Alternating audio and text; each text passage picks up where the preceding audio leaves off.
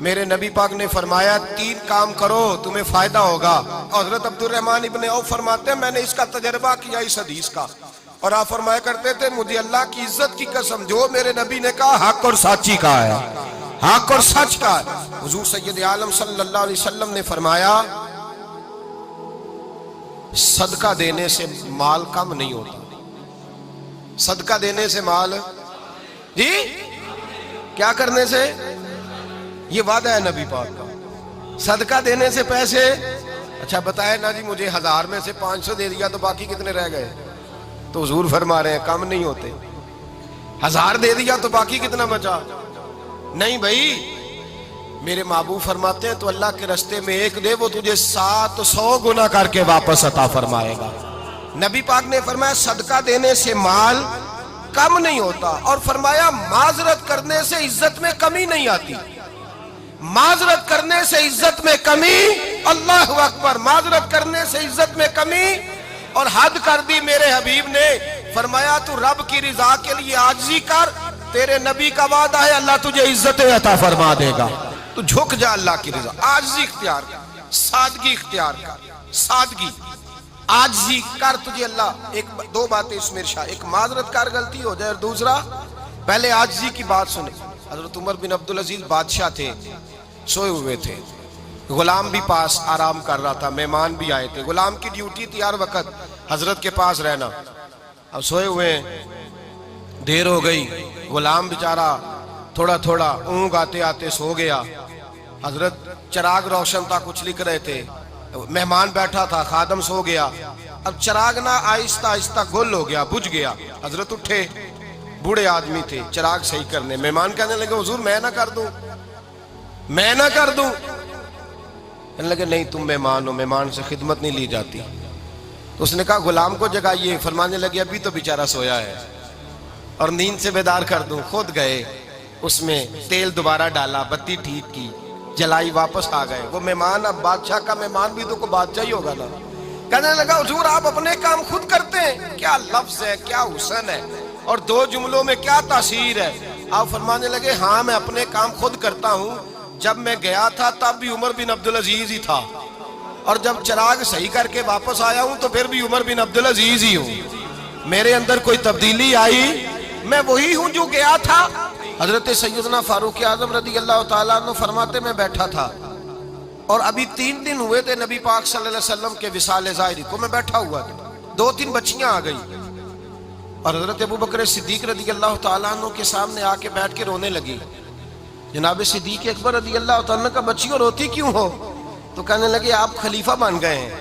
جب سے ہمارے ابا کا انتقال ہوا تھا ہمارا ذریعہ معاش یہ تھا کہ ہم نے بکریاں رکھی ہوئی تھی. آپ روز آتے تھے, بکریوں کا دودھ دھوتے تھے, ہم پی بھی لیتی تھی, بیچ کے گزارا بھی کر لیتی. اب آپ تو خلیفہ بن گئے, کون آیا کرے گا؟ تو حضرت ابو بکر صدیق فرمانے لگے تمہیں پتہ ہے جو خلیفہ ہوتا ہے وہ تو خادم ہوتا ہے قوم کا, میں آیا کروں گا. حضرت ابو بکر صدیق روزانہ اٹھتے عصر کے بعد اور جاتے, خلیفہ ہونے کے باوجود ان بچیوں کی بکریوں کو پکڑتے, دودھ دھوتے, ان کے گھر میں دے کے آتے. حضرت فاروق اعظم جب بھی دیکھتے تو کہتے ابو بکر تو پیچھے آنے والوں کے لیے رستہ بڑا مشکل کر رہا ہے, بڑا مشکل کر رہا ہے. جگر راہ وفا میں نقش ایسے چھوڑ آیا ہوں, میں جس منزل سے گزرا ہوں وہ اب تک یاد کرتی ہے. حضرت سلمان فارسی رضی اللہ تعالیٰ عنہ صوبے کے گورنر تھے, سادہ سا لباس پہن کر, سادہ سا, بس اسٹاپ پہ کھڑے تھے, جہاں سے لوگ اندر داخل ہوتے تھے, جہاں سواریاں باندھی جاتی تھی, آج ہم اپنے زبان میں اسے بس اسٹاپ کہتے.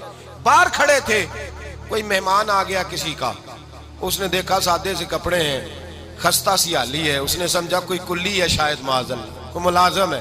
کہنے لگا خادم ادھر آؤ, ادھر آؤ. آپ قریب گئے, کہنے لگے میرا سامان اٹھاؤ. امام غزالی فرماتے ہیں جب تو علم پڑھنے بیٹھتا ہے تو یہ بھی خیال کرنا تیرے اندر تکبر کا بوٹا نہ لگ جائے, عاجزی اختیار کرنا. عاجزی, سر پہ رکھا ہوا ہے سامان. حضرت سلمان فارسی نے, گورنر صاحب نے, اس آدمی کا, مہمان کا سر پہ سامان رکھا اور جا رہے. سنو اور غور کرو. جب جا رہے تھے جو آدمی بھی ملتا گورنر صاحب ہمیں دے دے. مہمان پریشان ہو گئے, کہنے لگے حضور آپ گورنر ہیں؟ فرمانے لگے نہیں, یہ تو میرا دنیا داری کا نام ہے جو ان لوگوں نے رکھا ہوا ہے، اصل میرا نام وہی ہے جو تو نے لے کے پکارا ہے، اصل نام وہی ہے۔ تو نے کہا غلام ادھر آ، آپ فرمانے لگے پہلے میں ایک یہودی کا غلام تھا، پھر رب تعالیٰ نے فضل کیا تو میں محمد عربی کا غلام ہو گیا، رسول اللہ کا غلام ہوں، اور جب میں نبی پاک کا غلام ہوا ہوں تو اس سارے صوبے کا امام ہو گیا ہوں، تو اصل تو میں غلام ہی ہوا نا۔ دوسرا میرے نبی پاک صلی اللہ علیہ وسلم نے ایک تو عاجزی سے عزت ملتی ہے، تکبر سے عزت، وہ جو بندہ جھجکتا ہے نا تیرے نیڑے جانے سے، تو کہتا ہے میری بڑی عزت کرتا ہے، وہ عزت نہیں کرتا۔ شیر کی عزت ہوتی ہے کہ خوف ہوتا ہے؟ بولے نا تو نہیں نہ ڈر لگتا ہوتی کو۔ شیر کا کیا ہوتا ہے؟ خوف، اس کی عزت نہیں ہوتی۔ تو درندہ ہے، درندوں کی بھی کبھی عزت ہوتی ہے؟ تو جو آدمی ڈنڈے کے زور پر لٹکا کے ڈنڈا اور وہ لوگوں سے عزت کرا رہا، تو بھائی یہ تیری عزت نہیں ہے، تیرا خوف ہے۔ عزت عاجزی میں ہے، انکساری میں ہے۔ اور دوسرا میرے نبی پاک صلی اللہ علیہ وسلم نے فرمایا عزت معاف کرنے میں ہے۔ عزت کس چیز میں ہے؟ بدلہ لینے میں عزت، یہ حقائق ہے۔ عزت بدلہ لینے، جس نے ایک تھپڑ کے جواب میں 2 مارے وہ باعزت نہیں، بلکہ مسند امام احمد بن حنبل پڑھی، حضرت موسیٰ علیہ السلام کوہ طور پہ کھڑے، میرے رسول پاک علیہ السلام فرماتے ہیں جناب موسیٰ علیہ السلام نے اللہ کی بارگاہ میں عرض کیا، اے اللہ ساری دنیا کہتی ہے ہم عزت والے ہیں، ہم عزت والے، من اعز عبادہ کا یا اللہ، اے اللہ تو بتا تیرے بندوں میں عزت والا کون ہے؟ تو حضرت موسیٰ کہتے ہیں رب کریم نے فرمایا اذا قادرا غفارا، جس کے پاس بدلہ لینے کی طاقت ہو پھر بھی معاف کر دے وہ بڑی عزت والا ہوا کرتا ہے۔ جو اینٹ کے جواب میں پتھر مار سکتا ہو، جو گولی کے جواب کے اندر 15 گولیاں مار سکتا ہو، لیکن معاف کر دے وہ بڑی عزت والا ہے۔ عزت والا ہے جو معاف کرے۔ حضرت فخر جہاں دہلوی بہت بڑے درویش تھے، سلسلہ عالیہ چشتیہ کا بہت بڑا نام، اور اس صوفی کے آپ حالات پڑھیں تو رب کریم نے بڑا ہی نوازا